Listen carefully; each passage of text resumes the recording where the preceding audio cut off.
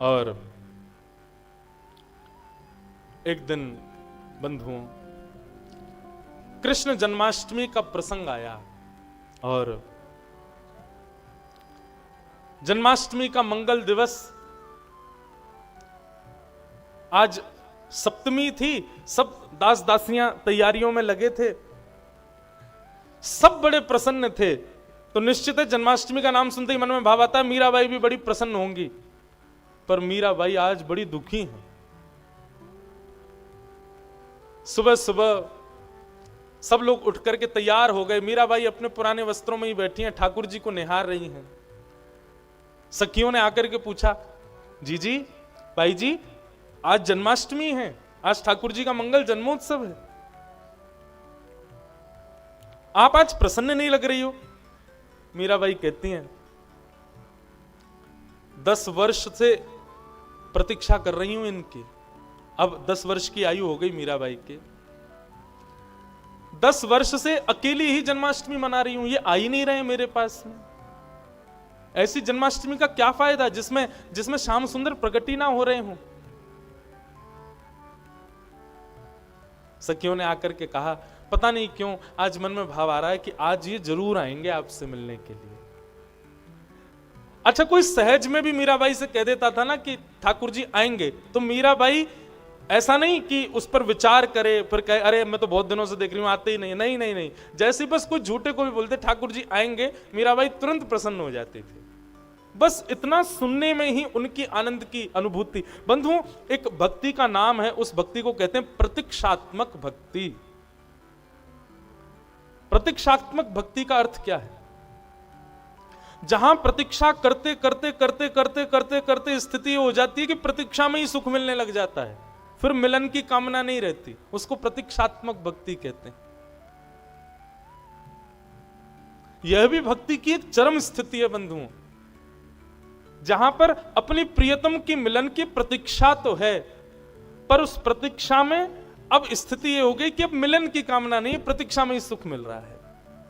भक्तिमती सबरी कितने वर्षों तक प्रतीक्षा की उन्होंने, और प्रतीक्षा कोई हमारी आपकी जैसी नहीं, थोड़ी देर बैठे बैठे बस सोच लिए, विचार लिए, थोड़ी देर किसी को याद कर लिया, थोड़ी देर किसी की प्रतीक्षा कर ली, हो गया काम, नहीं। सबरी रोज सुबह उठती हैं और रोज सुबह उठ करके उस मार्ग को झाड़ती हैं जिससे राम जी को आना है। रोज पुष्प तोड़ के लाती हैं, रोज पगडंडी, जैसे ये बीच में लाल लाल कारपेट बिछा हुआ है, ऐसे ही रोज मार्ग में पगडंडी पर पुष्प बिछाती हैं। सब लोग इधर देखो, सावधानी से सुनो कथा। रोज मार्ग में पुष्प बिछाती हैं, रोज जाकर के बुहारती हैं, रोज जाकर के गुलाब जल से अलंकृत करती हैं उस स्थान को।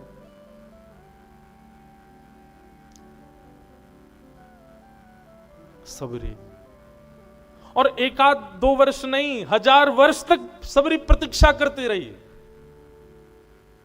और रोज का यही नियम।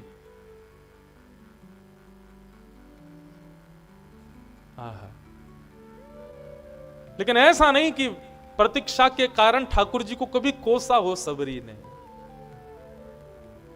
रोज आनंदित होती।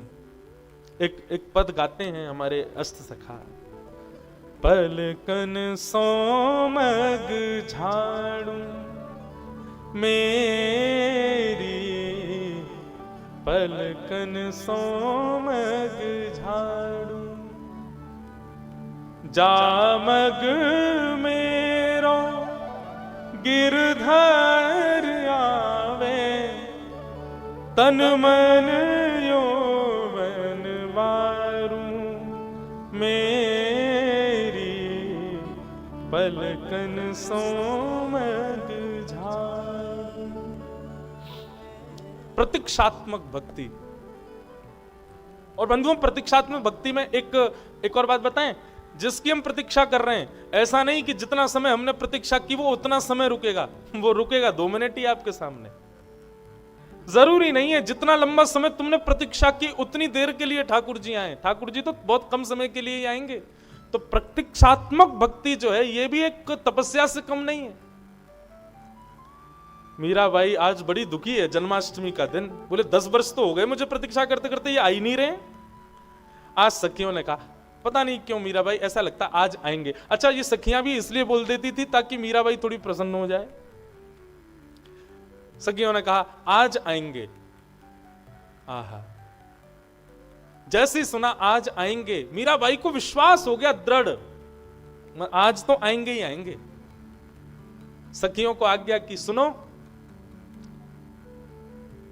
मां के पास जाओ और मां से सुंदर वाले गहने निकलवा के लाओ। तुम भामा के पास जाओ, उनसे जाकर के बढ़िया वस्त्र लेकर के आओ। तुम दूधाजी के पास जाओ, उन्होंने मेरे लिए सुंदर सुंदर आभूषण बनवाए थे मेरे जन्मदिन के लिए, वो उनसे मांग लाओ। और सुनो, उसको बुलाओ, वो मेरे केस सवार दे, उसको बुलाओ, वो मेरा श्रृंगार कर दे। ये शब्द पहले कभी मीराबाई के कक्ष में प्रकट नहीं हुए, आज जो मीराबाई कह रही है अपने श्रृंगार के लिए। सुन करके सब बड़े आनंदित। पहली बार मीराबाई के चित्त में यह भावना आई कि मेरा श्रृंगार करो, रत्न लाओ, आभूषण लाओ, वस्त्र लाओ। अब सखियां भी जा जा करके जब कहती हैं, सुनिए वो आभूषण दे दीजिए, मीराबाई का श्रृंगार करना है। बोले क्या, किसका श्रृंगार? बोले मीरा का। अच्छा, आपको पता मीराबाई क्या करती हैं? कोयला होता है ना, कोयला, माँ और भामा, बड़ी माँ, ये सब लोग कोसते रहते हैं, मीरा थोड़ा सज के रहा करो, थोड़ा सवर के रहा करो। सुंदर तो वो है ही, लेकिन फिर भी कहती थोड़ा केस संभाल के रहा करो, थोड़ा थोड़ा सज के रहा करो, समर के रहा करो, राजघराने की पुत्री जैसी दिखनी चाहिए। तो मीराबाई क्या करती, एकांत में जाती, कोयला लेती, कोयला घिसती, और वो जब चूरन बन जाता ना तो उसी से ऐसे अपने गालों पे लगा लेती, नाक पे लगा लेती, ऊपर लगा लेती, यहाँ कर लेती, और यहाँ करके बढ़िया बीच में तिलक लगा के फिर उस पर चंदन पोत के फिर आती। माँ बोलती क्या किया ये तूने? बोले आप कह रही थी ऐसी दिखो जिससे मैं राजघराने की दिखूं, पर मेरे मन में आता मैं ऐसी दिखूं जिससे मैं गिरधर की लगूं। मेरा गिरधर भी तो ऐसा है, या हमारे में ऐसी ऐसी घूमूं। तो कारा कारा पूरा वो कोयला घिस करके पूरे मुंह पे पोत के घूमती थी मीराबाई। पर आज जब पूरे रानीवास में खबर फैली कि मीरा अपना श्रृंगार करना चाहती है, सब आश्चर्यचकित हो गए। सब लोग आज मीराबाई के कक्ष में आकर के देख रहे हैं, और आज प्रथम बार मीराबाई ने 16 श्रृंगार किए। रूप लावण्य क्या कहें, आज तो ऐसा लग रहा है मानो लक्ष्मी भी आकर के मीरा की बलैया लेकर के जाए, इतनी सुंदर। सखियां आपस में मन में विचार करती हैं, किसी को रूप मिल जाता है तो 24 घंटे उसको सजाने सवारने में लगा रहता है, लेकिन मीरा को देखो कितना सुंदर रूप ठाकुर जी ने दिया कि आज श्रृंगार करने के बाद में भी मानो ऐसा लग रहा है। श्रृंगार एक तो होता है बंधुओं, श्रृंगार से हमारा रूप निरखे, और एक होता है कि श्रृंगार धारण करके हम श्रृंगार की शोभा बढ़ा दें। मीराबाई का रूप ऐसा है, वैष्णवों का, भक्तों का रूप ऐसा ही होता है बंधुओं। वो श्रृंगार करते हैं तो उससे सुंदर नहीं लगते, वो श्रृंगार करते हैं तो श्रृंगार की शोभा बढ़ती है। वैष्णव कोई आभूषण गले में पहन ले तो आभूषण से उनका रूप नहीं रखता, वैष्णव आभूषण पहन ले तो आभूषण की शोभा बढ़ जाती है कि वैष्णव ने पहना। जैसे हमारे वृंदावन में आके आप देखो, बिहारी जी, राधा वल्लभ जी, राधा रमन जी, तो वहां के गोस्वामी परिवार जो ठाकुर जी की सेवा करते हैं ना, वे जब भी अपने घर की बेटी, पत्नी, किसी के लिए भी सुंदर आभूषण बनवाते हैं तो पहले ठाकुर जी को पहनाते हैं। ठाकुर जी को धारण कराते ही आभूषण की शोभा बढ़ती है। आभूषण के बिना ठाकुर जी शोभायमान है ही, वो तो आभूषण की शोभा बढ़ती है ठाकुर जी को धारण कराने से। आज मीराबाई के सौंदर्य को देख करके कोई ये नहीं कह रहा कि मीरा तू बहुत सुंदर लग रही है, सब ये कह रहे हैं कि इस वस्त्र का सौभाग्य, इस आभूषण का सौभाग्य, इन कड़ूलों का सौभाग्य, इन पाजेबों का सौभाग्य कि मीरा के तन पर आए। सब मोहित हो गए आज तो मीराबाई के रूप को देख करके, इतनी सुंदर मीराबाई। क्योंकि मीराबाई के चित्त में किसी को रिझाने की भावना नहीं है ना, वो तो गिरधर के लिए सजती हैं। आज वो इसलिए सजी हैं क्योंकि एक सखी ने कहा है कि आज ठाकुर जी आएंगे, जन्माष्टमी है।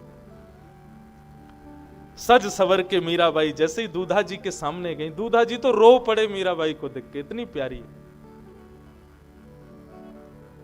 इतनी सुंदर लगी मीराबाई। आज अपना 16 श्रृंगार करके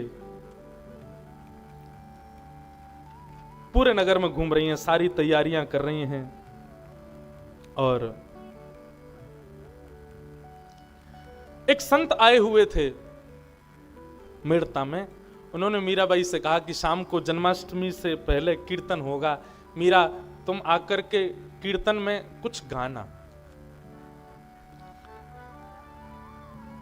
अब मीराबाई तो मन में सोचने लगी कि मुझे तो आज अपने गिरधर के पास रहना है, क्योंकि आज वो आएंगे, लेकिन संत आज्ञा हो गई तो काटू कैसे। तो मीराबाई गई, पहले तो चार भुजानाथ जी के सामने एक पद गाया। पद सुनकर के सब लोगों ने कहा मीरा एक और पद सुना दो, बहुत सुंदर लगा। मीराबाई ने 2 पद गाए और 2 पद सुना करके मीराबाई ने आज्ञा ली, अब मुझे आज्ञा दो, मैं अपने श्याम कुंज में अपने ठाकुर जी का उत्सव मनाऊं। अर्धरात्रि अभी हुई नहीं है, जन्माष्टमी प्रारंभ हुई नहीं, अर्धरात्रि का समय था। उससे पहले मीराबाई आज्ञा लेकर के श्याम कुंज में आ गई और श्याम कुंज में अपने गिरधर के सामने आकर के बैठ गए। सामने बैठकर के मीराबाई ने हाथ में वीणा तो ले रखी थी, हाथ में सुंदर झंकार स्वरों की करती जा रही थी। करते करते करते करते आहा, इतने में ही शंखनाद होने लगे, ढोल बजने लगे, नगाड़े बजने लगे।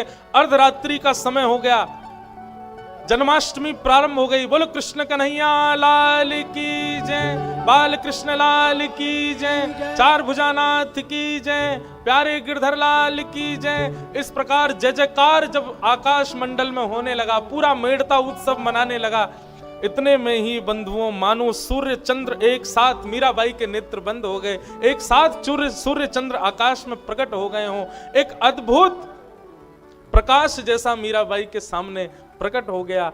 मीराबाई ने देखा पीली पीतांबरी पहने हैं, श्याम वर्ण के अंग हैं, मधुर मुस्कान है, कटाक्ष नेत्र हैं, सुंदर मुकुट धारण किया हुआ है, अपनी पलकों को बार बार खोल रहे हैं, बंद कर रहे हैं। इतने सुंदर श्याम सुंदर मीराबाई के सामने खड़े हैं और मानो मीराबाई के कान में आके कह रहे हैं तू कहा सोच रही कि मैं ना आऊंगो, देख तेरे पास आ गया हूं, मैं सदा तेरे संग ही रहूं, तू ऐसा विचार मत करे कर कि मैं तुझसे दूर हूं।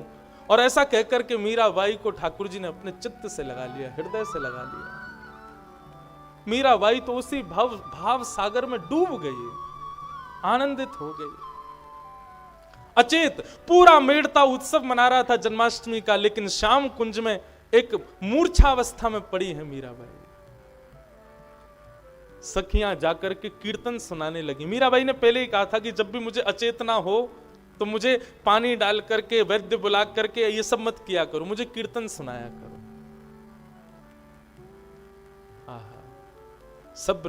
सब सखियां बैठ करके वहां गाने लगी। गायन सुनते सुनते सुनते सुनते प्रातः काल का समय हो गया। जैसे नेत्र खुले मीराबाई के, मीराबाई अत्यंत प्रसन्न, रात की वो स्मृति बार बार घूम रही है मीराबाई के चित्त में। बंधुओं, श्रृंगार, मैं अपनी कथाओं में कहा करता हूं, श्रृंगार हो या सांसारिक कोई भी हमारा गुण हो, उस गुण में, उस श्रृंगार में, उस भाव में केंद्र बिंदु कौन है, किसको रिझाने के लिए किया गया है, यही उसकी शोभा को बढ़ाता है। मीराबाई की प्रत्येक क्रिया सब कुछ गिरधर के लिए, श्रृंगार हो, भाव हो, भोग हो, कुछ भी हो, सब ठाकुर जी के लिए। मीराबाई ने दर्शन किया ठाकुर जी का, आज उसी चेतना में बैठी है। आज एक संत वृंदावन को जाने के लिए तैयार हुए। दूधा जी के पास, मीराबाई के पास आकर के उन्होंने कहा अब हमें आज्ञा दो, बहुत दिन मेड़ता में रहे, बहुत आनंद आया, अब हमको वृंदावन जाने की अनुमति दो। वृंदावन का नाम सुनते ही मीराबाई तो पीछे पीछे चलने लगी। बोले भगवान आप वृंदावन जा रहे हो? बोले हाँ। मुझे भी ले चलो ना साथ में, मेरा यहां मन नहीं लगता, मुझे भी वहां ले चलो। संत बोले काश में ले चलता, लेकिन इतने बड़े राजघराने की तुम कन्या मेरे संग कौन भेजा, मैं फकीर आदमी, मैं संत आदमी। मीराबाई बोली मैं क्या करूं, मेरा बहुत मन करता है वृंदावन जाने का। संत बोले कोई बात नहीं, तुम एक काम करो, तुम अपना कोई पत्र मुझे दे दो, मैं पत्र तुम्हारा ले जाता हूं, श्याम सुंदर को दे दूंगा। बंधु, पत्र का नाम सुनते ही मीराबाई तुरंत अपने कक्ष में पहुंच गई और सुंदर पत्र लिख रही हैं ठाकुर जी के लिए। लेकिन लिखती जा रही हैं, बार बार फाड़ती जा रही हैं, लिखती जा रही हैं, फाड़ती जा रही हैं। किसी सखी ने आके पूछा, आप पत्र क्यों नहीं लिख रही हो, बार बार इतने सारे पन्ने आपने फाड़ दिए। बहुत सुंदर पद है बंधु। मीराबाई कहती हैं, पतियां मैं कैसे लिखूं, लिखी ही न जाए, पतियां मैं कैसे लिखूं, लिखी ही न जाए। क्यों क्यों नहीं लिख पाती आप? बोले, कलम धरत मेरो कर कांपत है, कलम धरत। मीराबाई कहती हैं, जब पत्र लिखने के लिए मैं अपना हाथ आगे करती हूँ, मेरे हाथ इतने कांपते हैं, इतने कांपते हैं, इतने कांपते हैं कि जो शब्द लिखना चाहती हूँ वो शब्द का अनर्थ हो जाता है। कलम धरत मेरो कर कांपत है, कलम धरत मेरो कर कांपत है, नैन रहे हैं झराए, नैन रहे हैं झराए, पतियां मैं कैसे लिखूं, लिखी ही न जाए, पतियां मैं कैसे लिखूं, लिखी न जाए। मीराबाई कहती हैं, कलम धरत मेरो कर कांपत है। जब मैं लिखने बैठती हूं तो हाथ कांपते हैं, और जैसे तैसे करके मैं लिख भी देती हूं। इतने आंसू गिरते हैं, इतने आंसू गिरते हैं कि जितना लिखा सब बह जाता है। मैं कैसे लिखूं, क्या करूं? पतियां मैं कैसे लिखूं, लिखी ही न जाए। लेकिन फिर मीराबाई ने एक पत्र लिखा। ये पद मुझे बहुत प्रिय है। मैंने कभी कथा में गाया नहीं, पर मुझे बड़ा प्रिय है। मीराबाई ठाकुर जी को लिख करके एक संत के माध्यम से भिजवा रही हैं वृंदावन। कबहू मिले पिय मोरा गोविंद, कबहू मिले पिय मोरा। गाओ, कबहू मिले पिय मोरा गोविंद, कबहू मिले पिय मोरा। लिख रही है मीराबाई, कब मिलोगे गोविंद मुझसे? वो शुभ घड़ी कब आएगी जब आप सदा के लिए मुझे अपने संग ले जाओगे, मेरे हो जाओगे। पत्र लिख करके मानो ठाकुर जी से मीराबाई पूछ रही हैं कि कब आओगे नाथ, कब स्वीकार करोगे मुझको। चरण कमल को एक टक देखूं, चरण कमल को एक टक देखूं। हाँ, चरण कमल को एक टक देखूं, चरण कमल को एक टक देखूं। हाँ, राखूं नैना नेरा, ओ राखूं नैना नेरा, गोविंद कबहू मिले पिय मोरा, कबहू मिले पिय मोरा, गोविंद कबहू मिले पिय मोरा,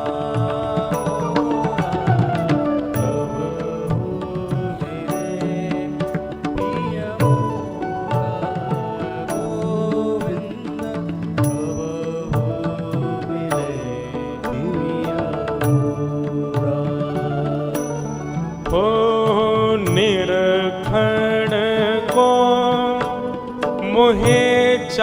जाब घनेरो निर्घण कोहे जाब घनेरो कब देखूं मुख तोरा गोविंद कब देखूं मुख तोरा गोविंद कब हो मिले पिय मोरा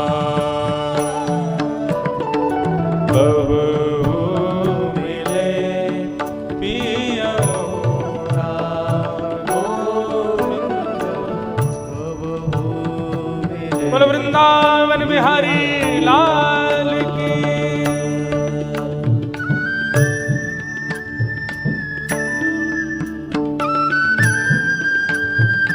मीराबाई पत्र लिख रही हैं ठाकुर जी।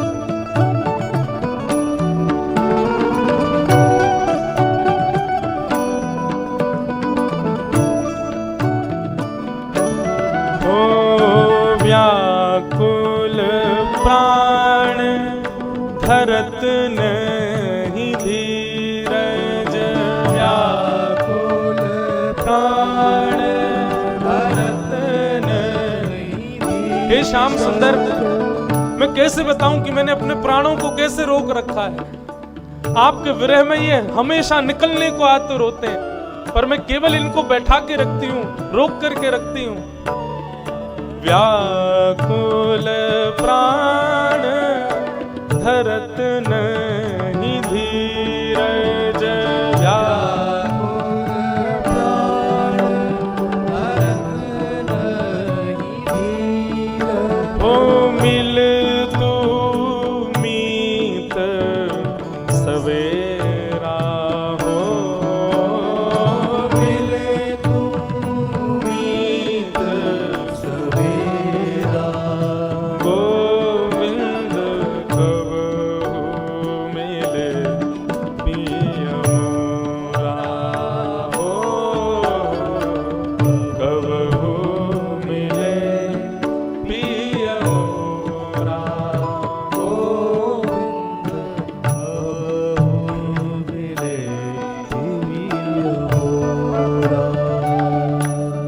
ओ मीरा के प्रभु गिरधर नागर मीरा के प्रभु गिरधर नागर ओ ताप तपन बहु तोरा गोविंद ताप तपन बहु तेरा गोविंद कब हो मिले पिय मोरा